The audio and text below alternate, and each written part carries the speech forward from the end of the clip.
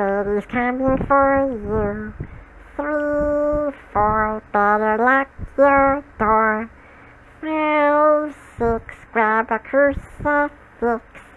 7, 8, gonna stay up late. 9, 10, never sleep again. I have actually never seen A Nightmare on Elm Street before. Yes, as in the original film that was released back in 1984. Not the remake from 2010. In fact, I heard that a lot of people hated the remake because the actor was different. The name of the boogeyman in this film is Freddy Krueger, and he is played by Robert Englund.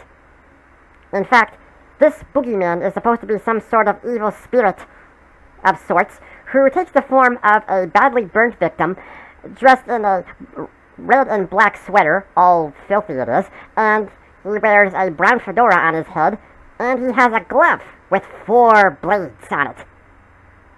And, if you can already guess, he uses that glove to kill his victims in their sleep. No joke, for those of you who haven't seen the movie, he is quite literally an entity of some kind who visits people in their dreams, manifesting those dreams into nightmares, sometimes mimicking their worst fears. And what he does is that he kills them in their sleep in the most horrific way possible. In fact, this movie is a serious gore fest. Oh yes, bunch of blood and guts flying around, especially after what happens to Johnny Depp's character. Oh yeah, some of you probably didn't know. Yeah, Johnny Depp plays one of the boys in this movie. The one, what's his name? Glenn, yes, that's his name, Glenn. And let me tell you something, his character really does die of a very gruesome death. In fact, for any of the people who hate Johnny Depp, they're kind of hoping that his career ends just like that. Freddy's murder victims are high school teens, and one of the characters, her name is Nancy. She's the protagonist of this movie. And they all start experiencing the same kind of nightmare. In all of their nightmares, they see Freddy haunting them. And they can't even make out why they're having the same dream. Well, they eventually figure it out. They start exploring. But, typical horror film cliche, the grown-ups never listen to the children. So, pretty much they're on their own. Well, I would believe them. In fact, I happen to be a very firm believer in the boogeyman. And I'm also a believer in angels. As in, the ones that are still like statues, but then they come to life and try to kill you when you're not looking at them. Those angels. Whatever you do, don't blink. Now, since this is an old movie, released back in the early 1980s, the acting is terrible. Oh yes, very terrible, especially from the actresses. And this is one of these movies where you already know who's going to die. You're just seeing it coming. Oh yeah, you know who's going to die. Usually it's the stereotypical blonde. And guess who's the first character who dies? The blonde-haired girl. Yep, her name is Tina, and she is the first of Freddy's victims. And of course, the grown-ups, they all think that her boyfriend Rod had murdered her. And so what happens? He gets arrested. Yep. And what happens later? He gets killed in his sleep too. Freddy hangs him. Yeah. Thank you for hanging around. I'm sorry, I just had to add that in. I'm a sucker for one-liners. Hey, kids, here's a little something for you to remember when you go to school. Don't fall asleep in class. Oh yeah, that's what happens in one scene of this movie. Nancy falls asleep, and she starts having a nightmare about Freddy. She wakes up screaming in the middle of the class. It's very embarrassing, so please, don't fall asleep in class. And the bathtub scene.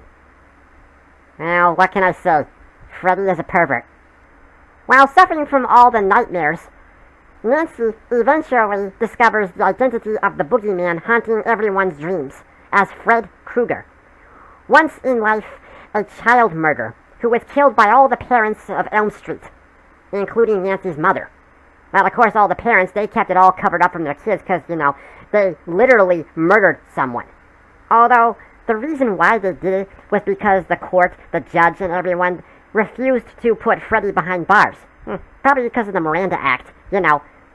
Freddy has rights. Well, I'm all broken up about that man's rights. I mean, wow. I know that, Freddy was a monster, a killer of children.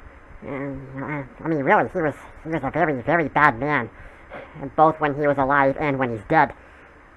Or maybe he's stuck in the realm between. I can't figure out what exactly Freddy is, other than some sort of ghost or evil spirit. I mean, I know that he did all these cool things, but there is the old saying from Friedrich Nietzsche that whoever fights monsters must see to it that in the process he himself does not become the monster. And by killing the monster, the parents themselves practically became monsters. At least that's how some people would see it. I mean, I know they were trying to protect some of their remaining children from Freddy, but seriously, killing someone's never the answer. And obviously it was a bad idea to kill him because, oh, look what he's become and what he's now capable of.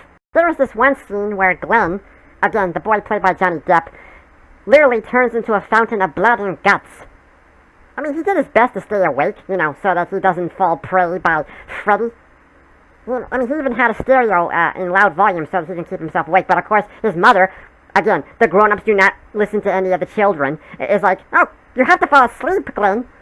And, well, he does his best to keep himself awake, but he falls asleep and becomes another one of Freddy's murder victims. I mean, this was Johnny Depp's very first movie, and this is how he starts? Wow. Well, Freddy sinks him into the bed. Yeah, there's quite a hole that's made in the bed, and then all of Glenn's blood and guts start flying from the bed to the ceiling. So much of it that, wow, physically that would be impossible. Groovy. Nancy becomes the last surviving teen, and you would think that after what happens to Glenn, the grown-ups would start listening to Nancy. And they would start believing her story about Freddy. Nope. She's decided that she's had enough, and sets booby traps in the house, so that she could try luring Freddy into the real world. She does this, and, well, you would think that, oh, the sheriff just saw Freddy in person, and well, he finally believes her, but turns out that's all part of a dream. Yep, Nancy was still dreaming the whole time. Well, she finally defeats him by turning her back on him and simply saying, I'm not afraid of you anymore, and I'm going to forget you. And so Freddy tries to kill Nancy, but fades into nothingness. The next scene of the film shows Nancy and her alcoholic mother deciding to not drink anymore in a beautiful morning. Nancy goes to meet with her friends in a red car, and wait a minute, aren't those the kids who were murdered by Freddy? How is it that they're alive? That makes no sense.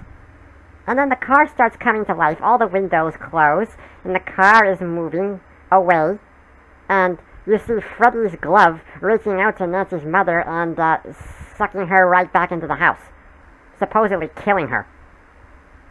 And that's a very confusing ending. In fact, I'm pretty sure that it was all a dream. Maybe it was Nancy's mother dreaming, because well, you have all the little kids and their jump ropes singing the Freddy song, the one that I sang in the intro of this video. And there's also the movie A Nightmare on Elm Street 3, Dream Warriors, where Nancy comes back and she says that her mother died in her sleep. I'm wondering if this is the scene that she was referring to. Probably an act of vengeance on Freddy's part, considering the fact that she was one of the parents who murdered him. A Nightmare on Elm Street may strike you as a typical monster or boogeyman movie that's dumb or B-rated, but it is a classic, and I did get some enjoyment out of it. Oh yes, I did. I did indeed. The movie itself was founded by Wes Craven, whom sadly passed away some time ago. Oh yes, he will be missed. A moment of silence.